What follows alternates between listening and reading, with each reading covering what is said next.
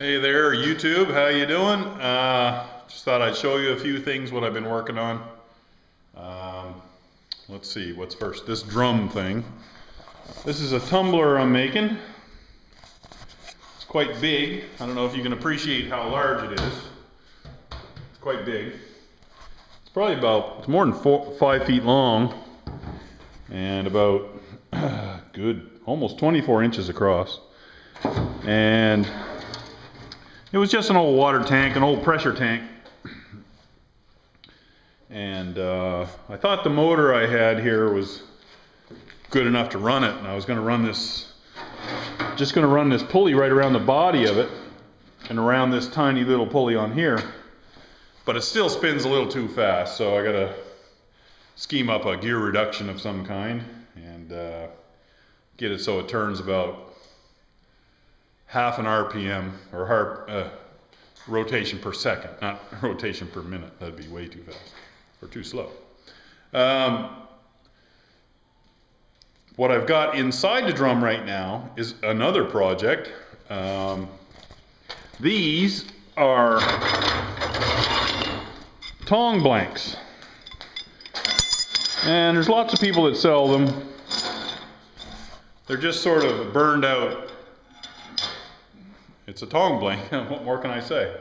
There it is there. I don't know if you can appreciate it. Let's see. Let's get a good background. So that's what you get.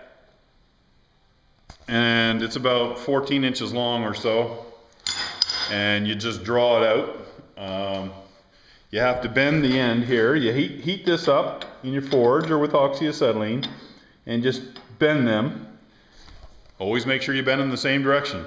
I don't think it matters which way you bend them, as long as you bend them both the same. You can't bend one way and one the other way. It won't work. And here's one I've put together and riveted myself. That's made from that. I drew it out a little bit. You can draw them out a little longer. I only drew this. It's about 2 inches longer than the original. I never do super hot work, so I don't want them real long anyway. I like them, you know, about as long as some long pliers, and I find they're stronger that way anyway.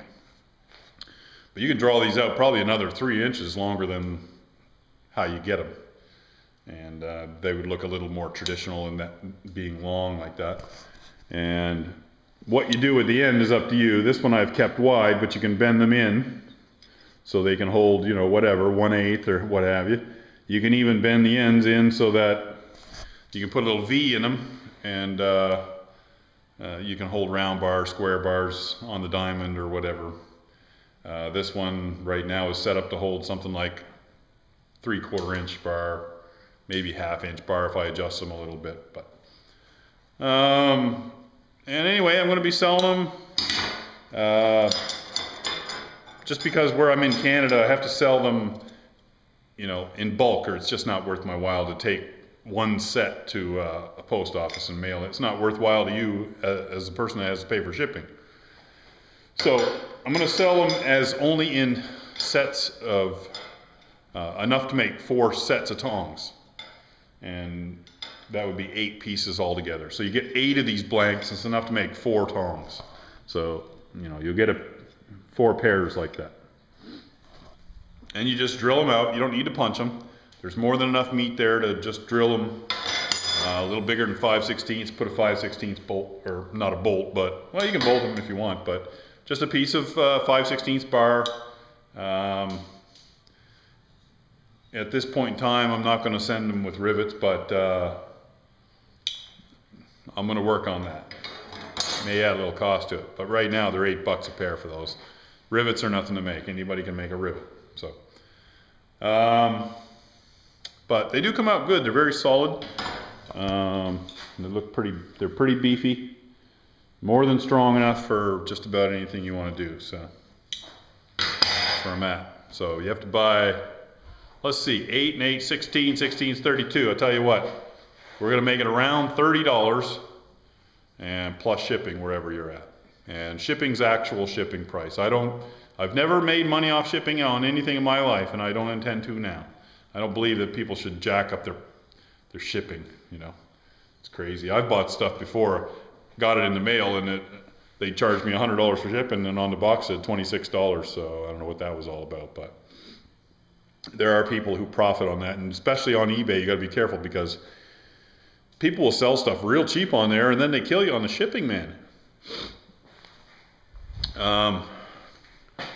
So that's it. That's what I'm working on right now. There will be another video later demonstrating how to put them together and all that stuff. I'm just not really ready because I don't have the tumbler ready, so I got to get the tumbler ready so I can clean them up. I'm not going to chip all the slag off them damn things. But here's another thing I've been working on. I've been working on a propane mini forge for y'all, and trying to get that up and running. I've got my burner all ready. This is my first prototype burner. There's going to be some changes, but I've basically got my geometry down on it. Or it's not geometry, but it's physics. And trying to get the cost real low on it. Because if it's a commercial item, I mean, that's how you make money, folks. You have to learn how to save $1 here and $1 there, and those little dollars become your profit. And that's just the way it works. So we'll fire it up here. Oh, here's Striker here. So we'll fire it up and let you see. It's got a proper commercial regulator here. It's non-adjustable.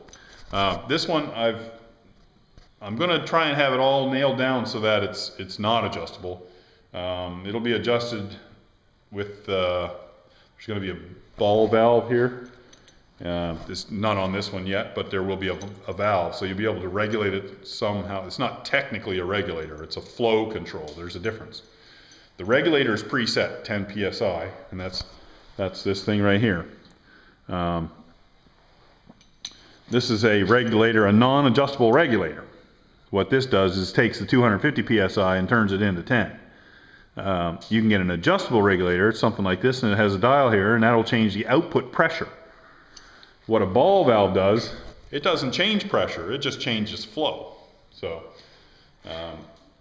the way that'll be set up is you'll have like a little lever valve, and you know, you'll run it wide open, and then when you're ready to put it on idle, say you took a bar out and you want to run it on idle, you're going to hit that valve, but that valve will have a stop set up so that it won't fully shut the propane off, it'll just put it down on idle.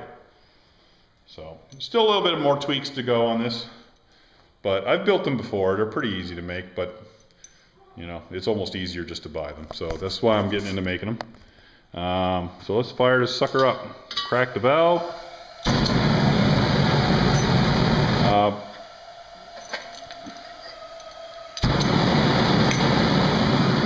This is not what it's going to come with. This is just a piece of thin steel pipe. That's going to be stainless steel. That's the part that goes inside of the forge itself, and it'll have a set screw on it for adjusting, because this is what changes your ratio, your mix ratio. So if you watch how I move it, watch how the flame changes. It goes from rich to lean. So if right now it's running about right. That's fairly rich.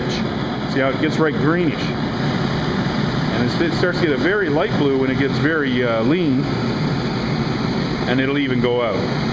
See, that puts it out. It was just a little too much air.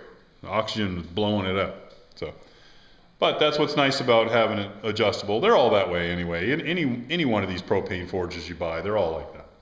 They don't change too much. It's pretty much a, you know, the way people pump the propane in's a little bit different. Sometimes they run a pipe through and they'll have a hole in that. This one works on a 023 MIG tip. So, I mean, that's all you need to know. It's just a bell and a 023 MIG tip. And, you know, you regulate it around 10 or less PSI and you can make it work. So, if you feel like making your own, go ahead. But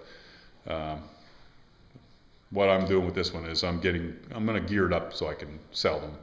It's just going to be like a little miniature version of my coal forge. I've had a lot of people ask me for a propane forge.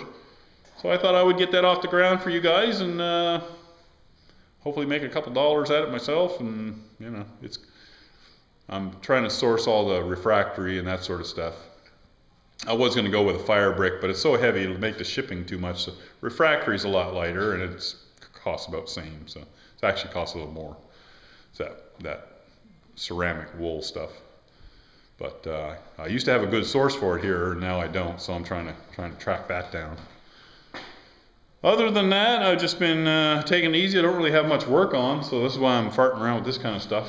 I really have very little on the go. Just finishing up my schooling. I'm almost done with that. Graduate the end of this month, and I will be a construction safety supervisor at that point. So probably gonna go get a real job at that point. And but you won't hear the last of me. I'll be still doing this stuff. What's nice is it'll probably free me up to do a lot of creative stuff on the weekends, where right now I'm not getting a chance to do that sort of stuff. So it'll actually probably work out better for doing a lot of creative videos for you guys. So anyway, cheers. I'm drinking some dry ice. Tribute to my cousin Larry. Cheers, Larry.